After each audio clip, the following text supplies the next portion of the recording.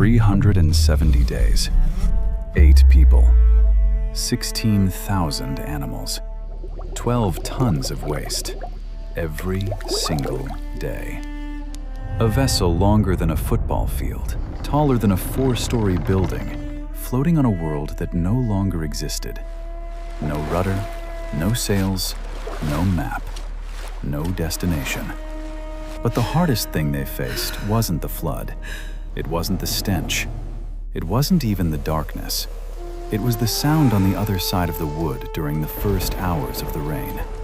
It was the 150 days of silence, when even God seemed to have forgotten them. It was the night one of them stopped relighting the lamp. This is what really happened inside Noah's Ark, day by day. How they ate, how they slept, how 8 human beings carried the entire breathing population of Earth through a year in the dark. And there is one Hebrew word in this story, one word that changes everything you think you know about what the Ark actually was. A dry plain, a 510-foot wooden structure rising out of cracked earth, far from any ocean. An old man, 600 years old, hammering black pitch into a seam while a crowd gathers on the road below and laughs. His name is Noah. The world he lives in is not like ours. Genesis 6 describes it in terrifying detail. Violence everywhere, corruption in every thought. Every intention of the thoughts of his heart was only evil continually.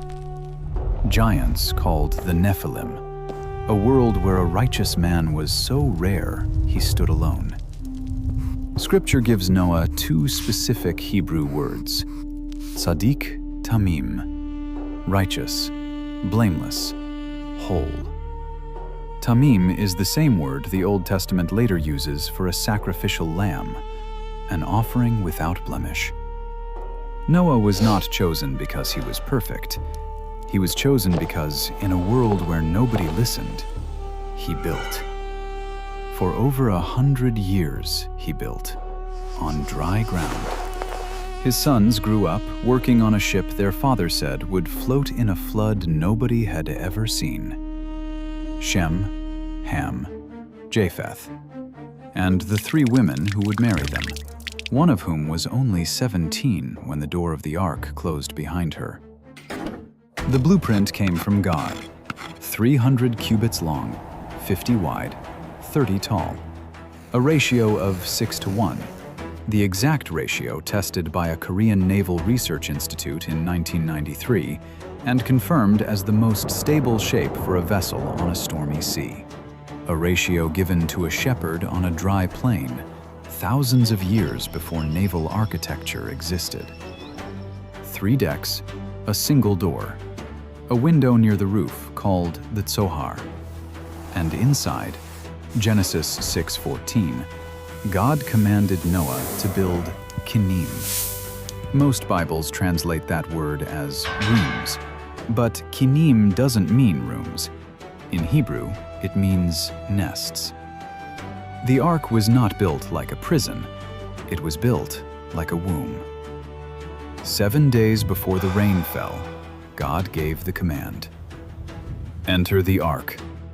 And Noah, at 600 years old, walked up the ramp for the last time. Dawn. The smell hits first. Fresh cut gopher wood, animal fur from 1,000 breeds, the tang of pitch, black, tar-like, still tacky in places, coating every beam and every seam, inside and out. Hooves on the ramp, wings beating in the upper dark, a low rumble from somewhere deep in the bottom deck, something large shifting in its nest. Noah's wife carries the last clay jar of stored olives up the ramp. She does not look back at the house she will never see again. Outside, on the road, the mockers have grown bored and come closer. Children point. A man shouts and asks Noah when, exactly, this flood of his will come. Noah has no answer. He wasn't told the date, only that it was near. That night, the night before the door would close, Noah's youngest son found him on the upper deck. The question had been in his eyes for weeks. He finally asked it. "Father, what if it doesn't come?" Noah did not answer right away. He looked out across the plain. Then he said the only sentence he could give. "It will come, and I hope I am wrong." The next morning, Genesis 7:16 records the strangest sentence in the flood narrative. "And the Lord shut him in." Noah did not close the door. God did. The Hebrew word is sagar, the same root used later in Scripture for the closing and opening of wombs. The door was not locked by human hands. It was sealed from outside by the hand of God Himself. And then came the 7 days. No rain, just a sealed door, a silent sky, and the sound of the world outside the ark, still laughing. On day 3, Noah's wife pressed her ear against the gopher wood. She could hear them, her sister's voice in the distance, laughing at something. She didn't know it would be the last time she heard it. The youngest daughter-in-law, the 17-year-old, did not speak on day 5, or day 6, or day 7. She sat with her knees against her chest in a corner of the middle deck, and she watched her husband's face for any sign that he knew what she was feeling. He did. He sat beside her. He did not speak either. Have you ever done the right thing and found yourself completely alone in it? Not opposed, not attacked, just alone. Day 6, day 7. Noah climbed to the Tzohar and looked at the sky. Blue, cloudless, not a whisper of wind. He told me, he thought.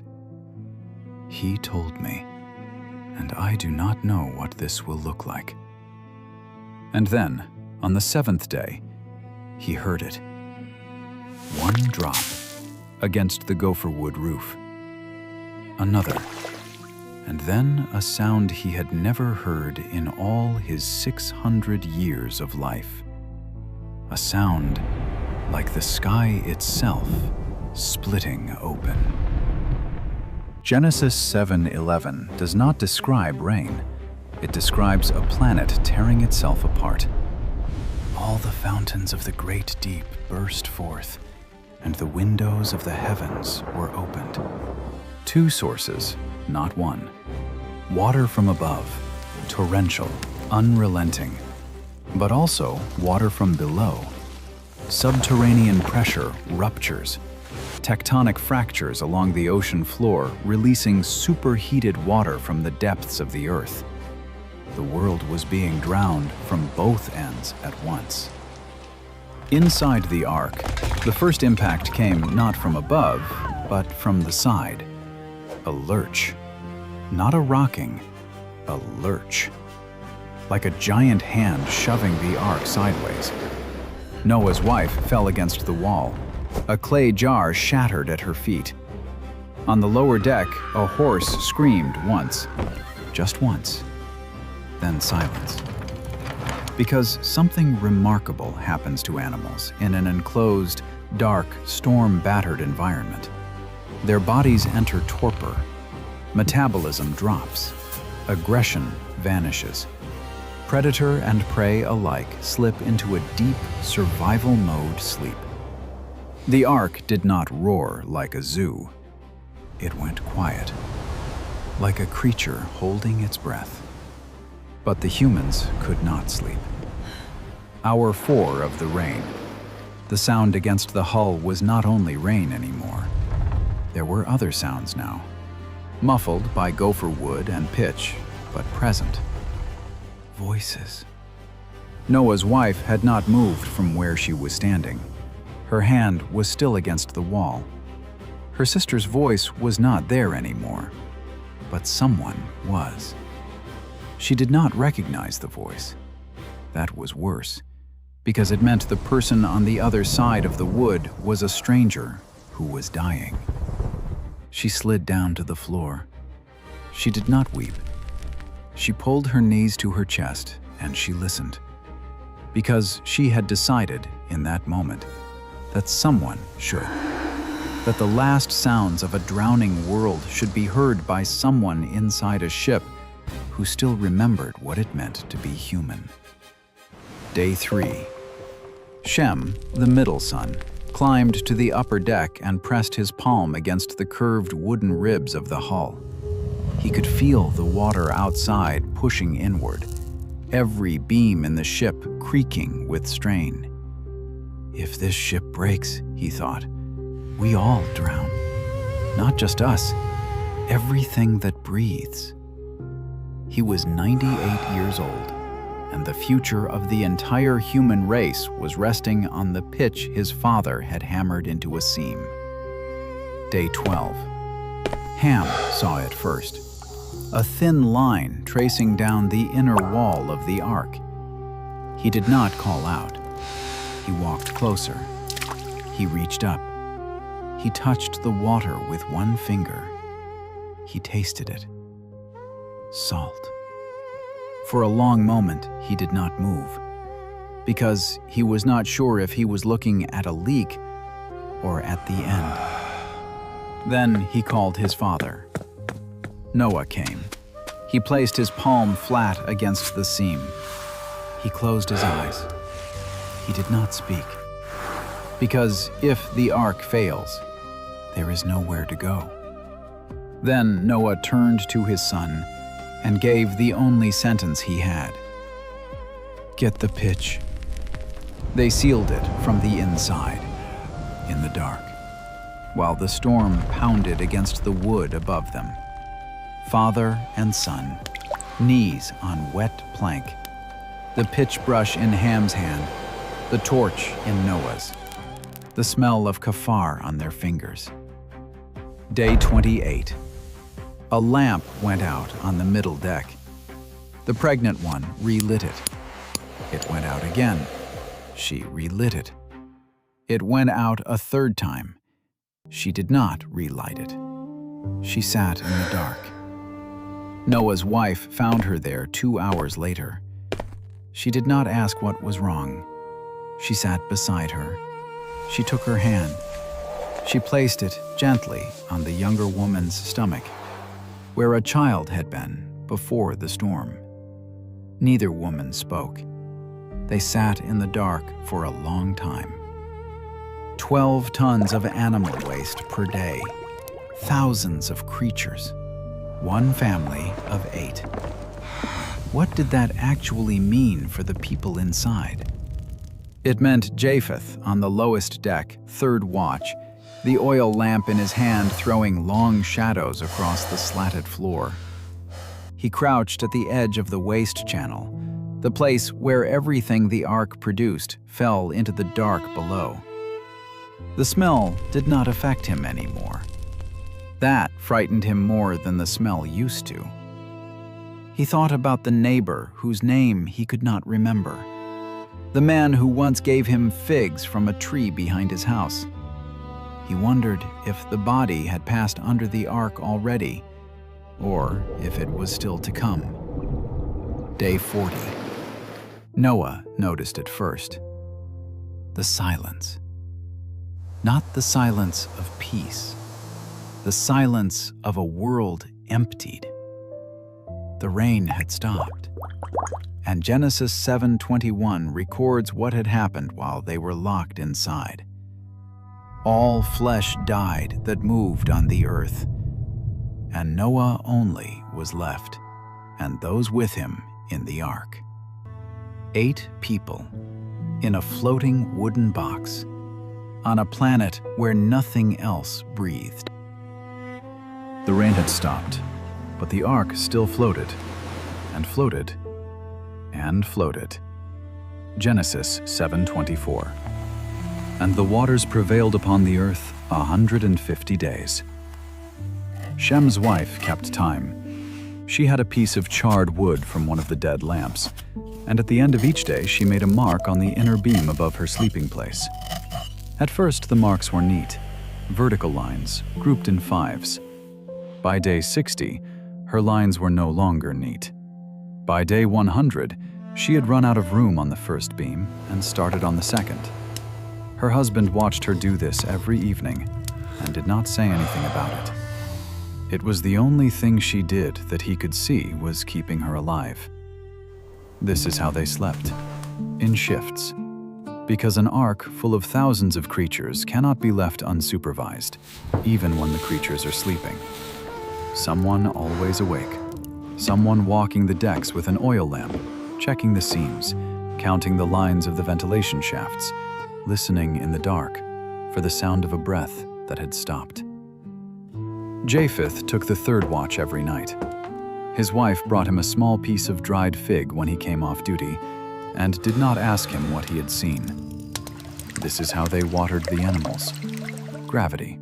Water pumped to upper reservoirs, drained through hollowed bamboo and stitched leather tubes down into small troughs in every stall. A vacuum seal refilled each trough as the animal drank. They did not water every creature by hand. They could not have. They monitored the lines. Ham's wife walked the middle deck each morning before dawn. She carried a clay cup, and she tapped the side of each water line with her fingernail, listening for the sound of flowing water inside. If the sound was wrong, she stopped and found the blockage. She had the quickest ear in the family. Nobody told her she did. She just knew. This is how they managed the waste. Slatted floors, sloped, pitch-sealed subfloors, central channels that carried the waste to the lowest deck, vermicomposting pits seeded with earthworms and dung beetles that digested the waste and multiplied, producing a renewable food source for the ark's birds and reptiles, a closed biological loop. Japheth knew every inch of those channels. He had been chosen for the lowest deck because he was the youngest and the strongest, and also because Noah had seen it. He was the son who could carry grief without putting it down on someone else. This is how they ate. Stored grain, preserved below 12% moisture in clay-lined bins. Salted meat, dried figs, olives, lentils soaked overnight in rainwater. Once a week, Noah's wife baked unleavened bread in a small brick oven on the upper deck. The smell of bread moved through the ship like a prayer. The animals would stir slightly in their torpor. The family would gather without speaking. It was the 1 hour of the week that felt like the world before. 40 marks on the beam. 50, 70, 100. No rain, no land, no bird, no voice. And here is the part of the story nobody talks about. Because for 150 days after the rain stopped, the Bible records something almost unbearable. God said nothing. No promise repeated, no word of encouragement, no appearance, no dream, no vision. Just water in every direction and the groaning of gopher wood drifting somewhere, anywhere, on a shoreless ocean. On day 100, Ham's wife sat beside her husband in the dark of the middle deck and spoke the sentence she had been holding for weeks. "He isn't speaking to your father." A long pause. I know. That was the whole conversation. On day 112, Noah climbed to the Tzohar. He looked out. Gray water to the horizon, an overcast sky. No sun, no land, nothing. And for the first time in over a century, for the first time since God first spoke to him, Noah did not know if God was still listening. What if he forgets us here, he thought. What if this ark is not a deliverance, but a tomb that floats? He placed his palm against the wood.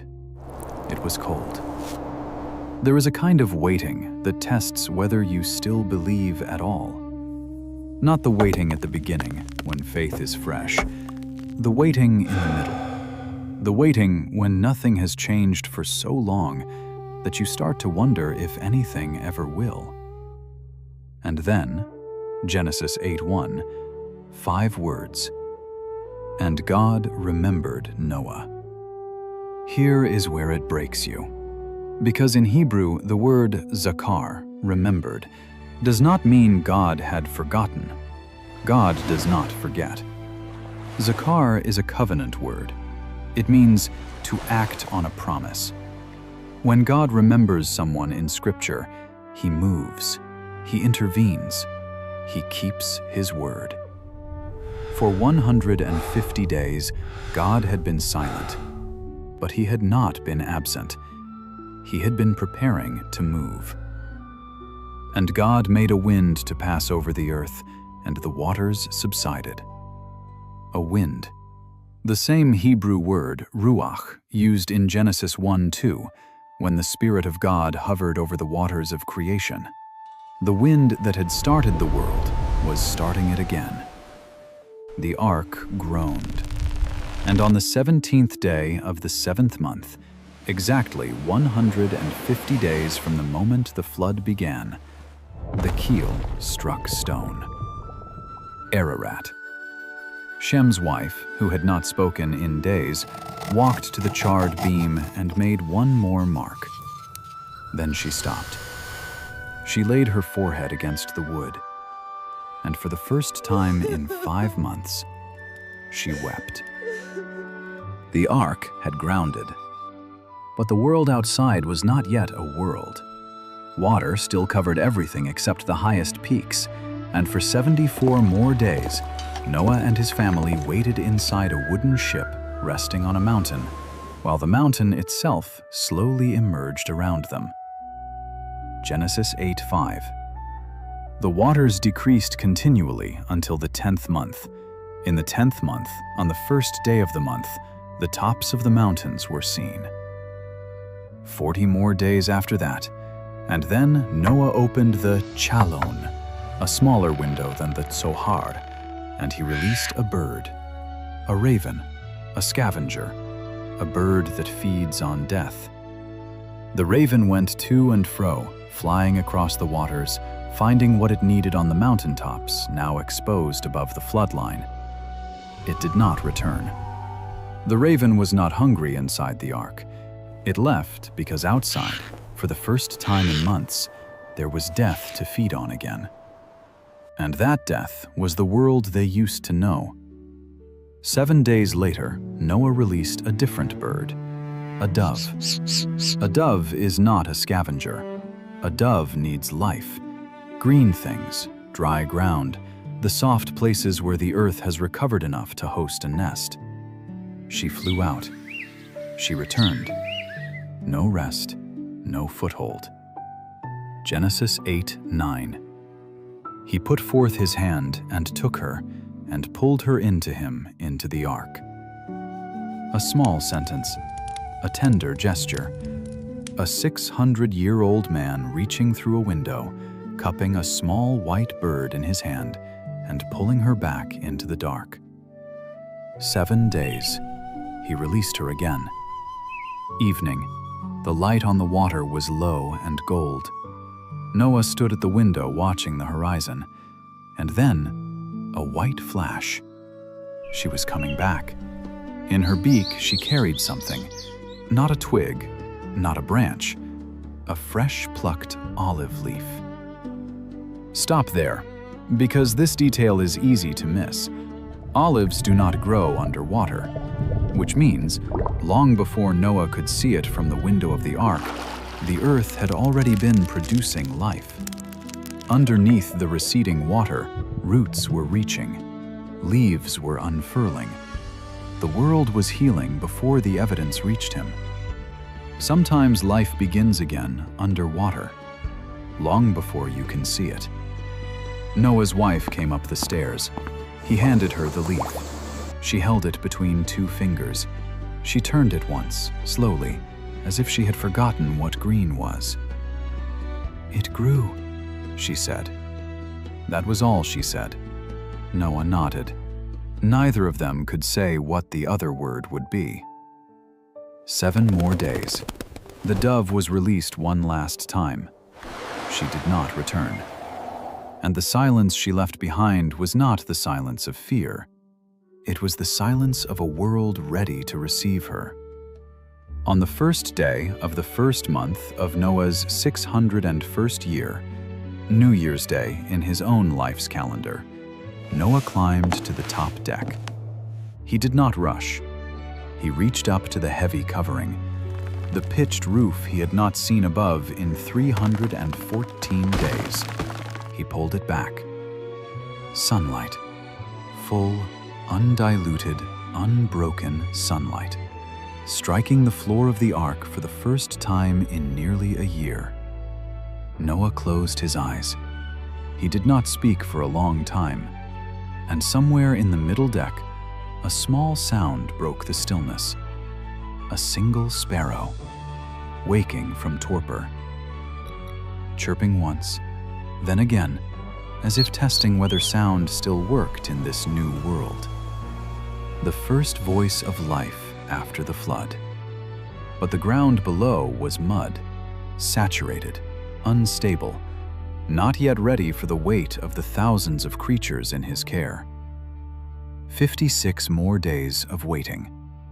During those 56 days, Ham's wife, the one who had sat in the dark with an unlit lamp, told her husband, quietly, that she was pregnant again. She did not know yet that the child she carried would be named Arphaxad, and that through him the line of Abraham would come, and through Abraham, the Messiah. She only knew that inside the ark, inside the last wooden structure on a drowned world, life had begun again, before anyone could see it. Day 370, the 27th day of the second month. For the first time since before the rain began to fall, before the door was shut, before the flood started, before the 150 days of silence, God speaks. Genesis 8:15-16. Go forth from the ark, you and your wife, and your sons and your sons' wives with you. The command came, and the door opened. Noah did not walk out first. His wife did not walk out first. The animals did. The lion pair descending the ramp, blinking in the sun, their muscles stiff from a year of rest. The elephants, juveniles, small enough to fit through the door, their feet sinking into the soft, wet earth of the mountainside. Pairs of antelope leaping sideways as light hit them.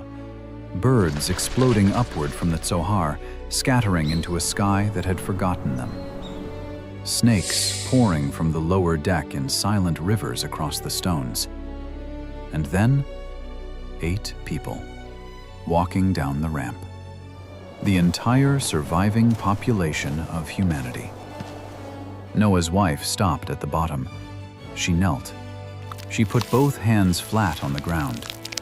She had not touched the earth in 370 days. She did not weep. She did not speak. She just pressed her hands into the soil and held them there. The 17-year-old, the one who had not spoken for 30 days during the storm, walked past her and kept walking, slowly, until she reached a patch of grass. She stood on it. She took off her sandals. She put her bare feet into the grass, and she smiled. For the first time in over a year, she smiled. Noah did not wait to build a house. He did not rest. He did not celebrate. His first action, after 370 days of survival, was to build an altar. Genesis 8:20. From the clean animals, the ones God had told him to take 7 pairs of for this exact purpose, he sacrificed. Smoke rose into a sky that had just been washed clean. The Lord smelled the pleasing aroma and said in his heart, I will never again curse the ground because of man. Read that again. Said in his heart. A promise God made to himself first. And then, before the sign appeared in the sky, there is something you need to know about the word God chose. The Hebrew word for bow, kesheth, is not the word for a decorative ark.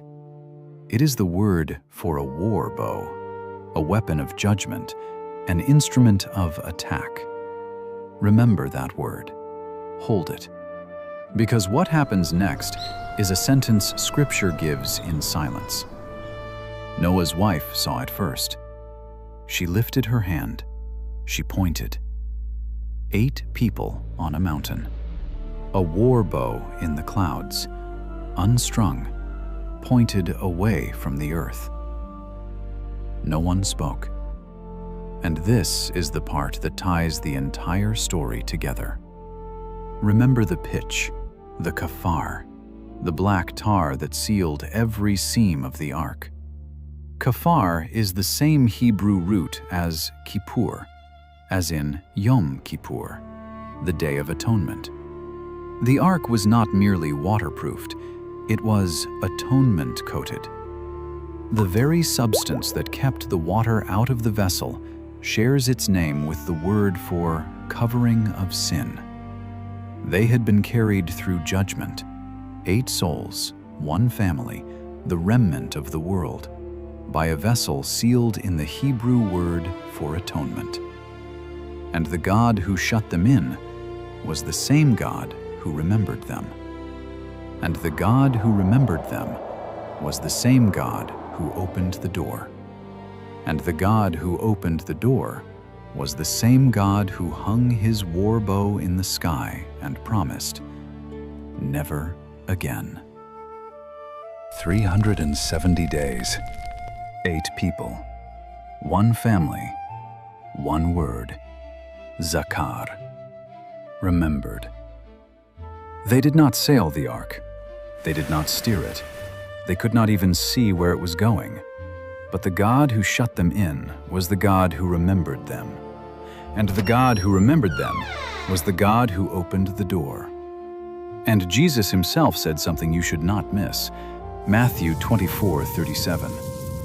As it was in the days of Noah, so will it be at the coming of the Son of Man. Which means the story of the ark is not only behind us, it is also ahead of us. Somewhere, right now, God is still calling people into an ark.